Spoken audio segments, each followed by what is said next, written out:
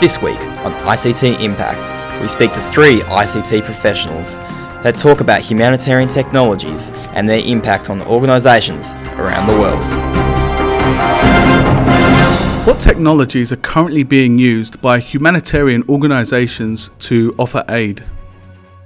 That's a great question. A rising technology that I've been looking at recently is called micromappers, and it's being used to aid in natural disasters by creating interactive maps for first responders. These maps can help firefighters, emergency paramedics, and first aid responders in determining the top areas of priority. To enable the generation of these maps, data based on thousands or even millions of social media posts are collected from all of the major networks, combined with satellite and aerial images. This is a colossal amount of data, and as such, needs a huge amount of processing power. The most effective way that is achieved is through the use of crowdsourcing and AI. How is this being implemented? This has already been implemented a few times already, and one of the best use cases are natural disasters. When there is a disaster, millions of people around the world wish they could be of some assistance and help the rescue teams. And through the creation of the service micromappers, now they can make a significant impact, despite being thousands of kilometers away. When a Category 5 typhoon named Ruby hit the Philippines in 2014, the Digital Humanitarian Network asked for help in unlocking the valuable information stored in the huge amount of data that was available through social media. So micromappers was deployed because it was the ideal piece of software for the task, as thousands of digital volunteers such as you or me can analyze the data and insert into a live, current and interactive map of the affected area. Data collected from the network's Twitter, Facebook and YouTube and Instagram were all combined with aerial and satellite images and sent out to volunteers for processing. The amount of data was significant, with over 1 million Instagram pictures and over 20 million tweets to sort through. We know through previous efforts in disasters that social media can rapidly speed up the rescue and emergency services. This was proven again in this situation by allowing a very quick assessment of the data. As you can imagine though, finding the correct information is like looking through a needle in a haystack. And that's why it takes thousands of volunteers and sophisticated artificial intelligence system called ADA. The AI can quickly sort through thousands of tweets and point out potentially interesting or important ones. This is then checked manually by a human, and if the information is indeed relevant, it can be flagged and the information can be added to the map. Sorting through the tweets is not the only way to help though. Alternatively, crowdsourcing is being used to look through pictures posted on Facebook and Instagram. The digital volunteers were asked to identify images that show disaster damage and to rate the levels of damage in each image. After assessing these images, add them to the interactive map to help identify the most affected areas and to provide information to the emergency workers of what each area looks like, which helps the safety and efficiency of the rescue teams. Apart from disasters, are there any other ways this could be used? Of course, disasters are not the only way this technology can be used. Another way micromappers has been used to provide mapping data is to help support wildlife preservation and protective efforts in Namibia. Rangers were able to capture tens of thousands of aerial images of the Kuzikus Wildlife Reserve in order to carry out a population survey of the wildlife. Now, of course, rangers are usually busy in their primary role of protecting endangered species such as the rhino, so sorting through these images would have taken months.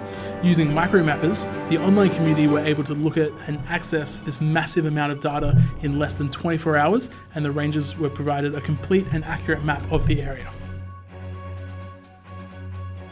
How could this technology be further developed in the future? Future implementations of this technology are already in their infancy, with algorithms in development to automatically identify wildlife in these types of images, such as gazelles and rhinos. Also, development with computer vision experts is already underway to develop advanced algorithms to enable real-time feature detection, which, if deployed successfully in a disaster, could have a significant impact, such as drastically reducing the amount of man-hours involved in processing the data, which allow us to focus our attention on other roles of support. Advancing this technology is not something that is locked away behind company doors somewhere. Because of the potential life-saving benefits of micromappers, the developers have made it open source and it can be downloaded from GitHub.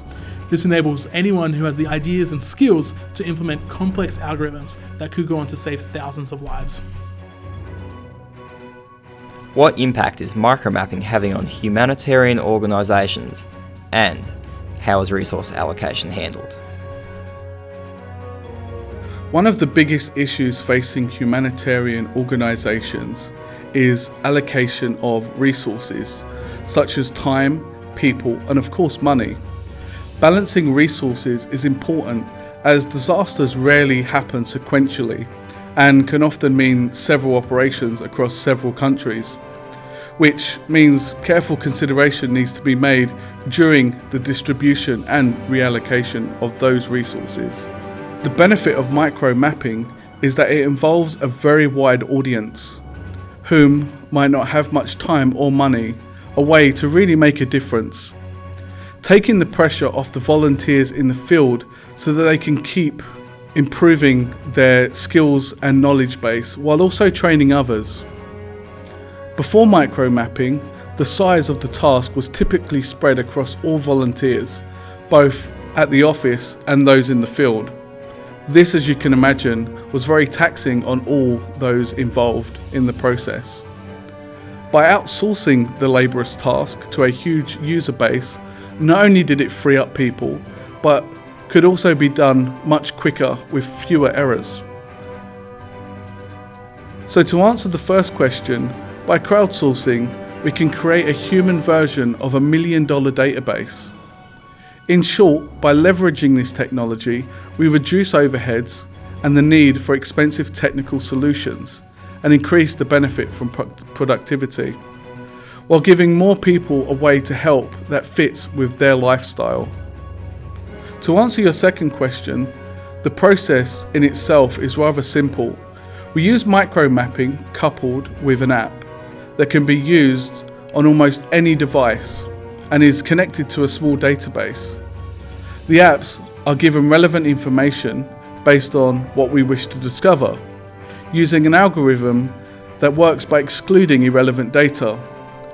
All the responses entered by those using the app are collected and put into a spreadsheet, at which point the analyst can review and create an executive summary with recommendations, the product of which is used in the decision making as to where these limited resources would be best used.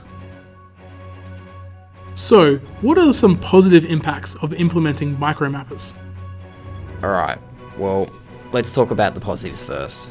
You'd have to be blind not to see the enormous impact that this technology will have on areas such as resource allocation, search and rescue, route choice, just name a few. Not only will this be an enormous aid for emergency services making their job more effective and efficient, it will improve the well-being of victims and quite possibly save people who are in a dire state of need. People without power, water or plumbing and are in hazardous environments with injured people, they can be assessed quickly according to their need, which in turn can reduce the time needed to recover from a natural disaster or any catastrophe. This will definitely improve the resilience of a community. Professionals may be hard to come by during stressful times, however, volunteers can make such a much bigger splash by using their time to process the information that is passed into micromappers, and this in turn gives power and direction to professionals and emergency services. Are there any negative impacts from using this technology? Well, negatives, it wouldn't really appear that there is, but there's always a downside or a stigma to everything. The accuracy can be brought into question when it comes to crowdsourcing information. Well, in an ideal world, this would be counteracted by the other elements of micromappers, such as satellite imagery. Accuracy can be brought into question when inaccurate or hoax information is posted on social media, and ADA, Micromappers' social media AI system, treats this as serious.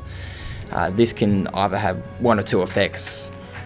It's either nonsense and humans disregard the information, which is dangerous in case it is real, or they just waste time, where time is really of the essence.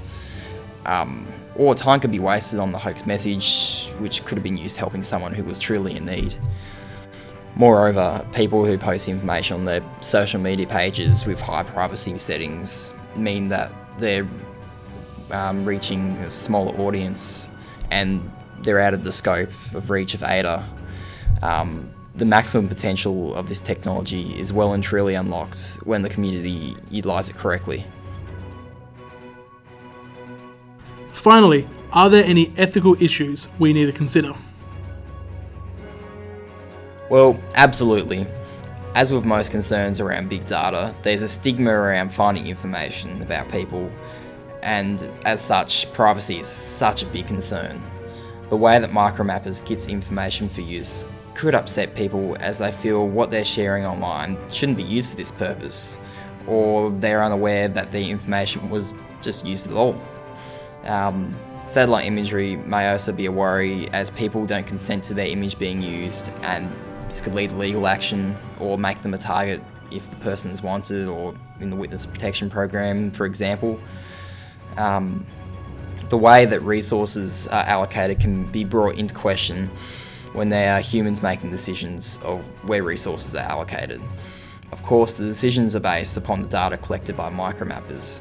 However, biased decisions can be made because of selfish human factors, such as wanting your family to be rescued first, or maybe you want your area to get power earlier than others. Lastly, how the data is stored is an issue, as information is being collected about people in areas from online sources, which could be useful for a third party to obtain. Therefore, the security of the data is of the highest concern.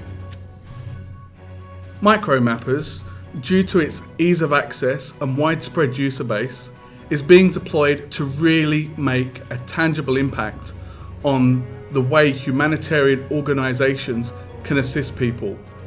This is due to the reduced cost and quicker processing of vast information, and by enabling thousands of volunteers to become involved in helping. Micromapping has also proven to be a reliable source for decision-making processes. It isn't perfect, but it is the best that we currently have available. The success can be vastly contributed to the huge user base being given the opportunity to make a huge impact with as little effort as a few clicks of their mouse. The effect of this, of course, is that this frees up more resources in a system where that's the bottleneck, to better help our fellow man. Relying on crowdsourcing this data, of course, brings ethical issues on data privacy and human rights. Every person deserves privacy, and how can we ensure that that's still in place? Also, how do we manage the way that resources are allocated to the people in need? I mean, ethically, who deserves to be saved first? Questions like this are still debated and unclear, which is why this technology is still in its infancy. However, the positive impacts of this technology that have already been brought can't be ignored. The future of this technology is very promising, with the AI aspect of ADA being able to process a lot more information independently. This will enable the human processing portion to take a lot less man-hours and improving the overall efficiency. The rise of digital humanitarians is what will be relied upon for the next decade or two, and by being active and taking part, you could contribute directly to someone's life being saved.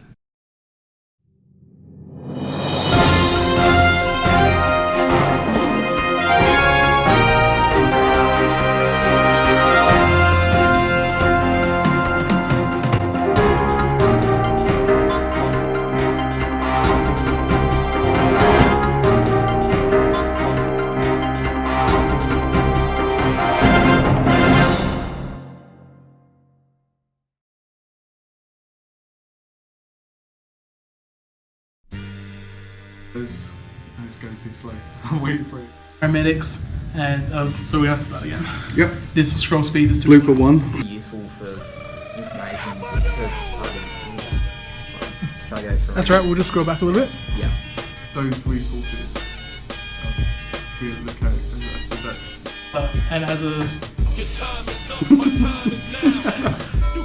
okay. It's okay.